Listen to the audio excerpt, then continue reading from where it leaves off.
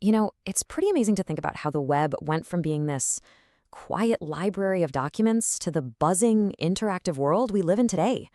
It was a massive jump, right? Websites went from things we just read to things we can actually do stuff with. So, how on earth did that happen? Let's get into it. In the very beginning, the web was basically a one-way street. Information just flowed from a server straight to you, and, well, that was it. You could read stuff, look at pictures, but you couldn't really interact. It was kind of like a digital book. Super informative, sure, but not exactly dynamic. So, what was the secret sauce? What was that spark that suddenly gave websites the power to respond to our clicks, our typing, our every move? That's the big question, and that's exactly what we're going to answer. All right, so here's our game plan. We're going to start with the big picture, how websites even get to your screen in the first place. Then we'll meet the three main languages that build everything you see. We'll weigh in on JavaScript, the real brains of the operation, and get to know its secret weapons, the DOM and events. And finally, we'll see how it all comes together in the apps and sites you use every day. Okay, first things first. Let's pull back the curtain on what's actually happening every single time you type in a web address. It all boils down to a pretty simple conversation. At its heart, the web is really just a constant back and forth. Your browser, the client, basically says, "Hey server, can I get this web page?" The server then grabs all the files needed for that page, all the code, the images, you name it, and sends them back as a response. Your browser catches that package of files and puts it all together to create the website you see. Okay, so the server sends over a bundle of files. But what's in that bundle? Well, to build the websites we know and love, your browser uses three key languages that work together like a perfectly rehearsed band. The best way to think about this is to imagine a website is like a person. It needs a skeleton, right? Some kind of structure. Then it needs style, clothing, a certain look. And finally, it needs behavior, the ability to move, to react, to do things. Each one of these jobs is handled by a different language, and together they're the foundation of pretty much everything you see online. First up, you've got HTML. That stands for Hypertext Markup Language.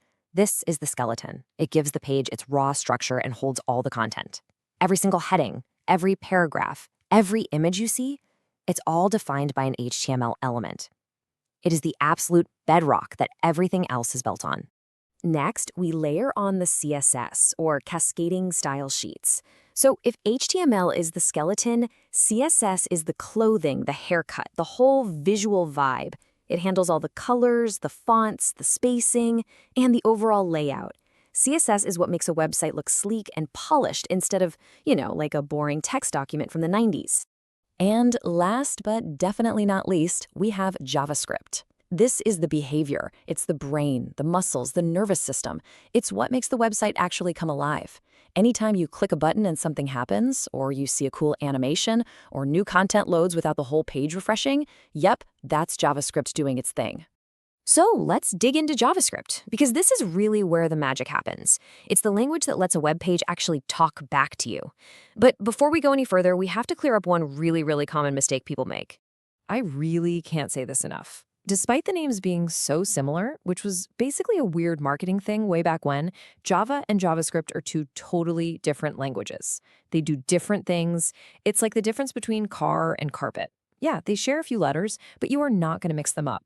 Just look at the key differences here. JavaScript is mainly a scripting language that runs right inside your web browser, which is perfect for all that front-end interactive stuff. Java, on the other hand, is a much heavier-duty programming language. It's often used for the big, powerful backend systems that run on servers. So the takeaway is simple: different tools for different jobs. So how does JavaScript actually see a web page so it can change things on it? It's not looking at colors and shapes like we do. It sees a logical structure, a kind of blueprint. And that blueprint has a name: the Document Object Model, or you'll just hear it called the DOM. When your browser loads up a web page, it takes all that HTML and builds this tree-like structure in its memory. Every single piece of the page, the body, a headline, even a tiny button, becomes a node, like a branch on this tree. The best way to think about the DOM is as a live, interactive map of the web page, and JavaScript can use this map to find any element and change it on the fly. For instance, a command like getElementById is like telling JavaScript a specific street address on the map. And once it gets there, it can use another command, like innerHTML, to completely change what's written on the building at that address. It can change styles, add things, remove things. This is how websites update right in front of you without ever reloading. Okay, so JavaScript has the map, the DOM, so it knows how to change the page. But when does it do it? It can't just change things randomly. It needs a signal, it needs a trigger. And those triggers are called events. An event is just a signal that something happened. The user clicked the mouse, they pressed a key on the keyboard, they hovered over an image. Heck, even the page just finishing loading is an event. JavaScript is designed to just listen. It's always listening for these signals, just waiting for the trigger to spring into action. And here's that perfect cause and effect in action. The user does something, in this case, clicking the button. That click is the event. That event acts as a trigger, which runs a specific chunk of JavaScript code. That code then uses the DOM map to find the text element and bam, instantly change its words and its color. That's the result you see on the right. And you know, the code to set this up isn't nearly as scary as you might think. Right in the HTML, you can add a little attribute like this one, onClick. This is just a simple instruction that tells the browser, hey, when somebody clicks this thing, I want you to run the JavaScript function called myFunction. It's a direct connection between what the user does and what the code does. And there are just so many different kinds of events that JavaScript can listen for. Clicking is the obvious one, sure, but it can also react when a key is pressed, or when you change the selection in a drop-down menu, or even just when your mouse moves over an image, or a really big one, when you hit the submit button on a form. Each of these is a hook for creating these cool, interactive experiences. So let's tie this all together. We've got the DOM, which is the map of the page, and we've got events, which are the triggers. This dynamic duo is what powers pretty much every modern interactive thing you do on the web.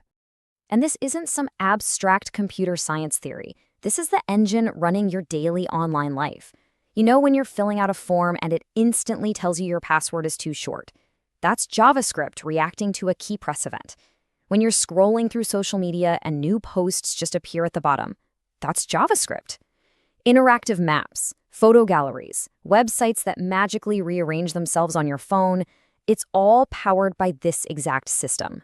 So there it is. It's that incredible combination, the solid structure from HTML, the beautiful style from CSS, and the dynamic behavior from JavaScript that takes a flat, static page and turns it into a living, breathing experience. So the next time you click, type, or scroll and a website responds in an instant, you'll know exactly what's going on behind the scenes. It's the DOM, events, and JavaScript all working together. Now that you understand the code that brings it all to life, the only question is,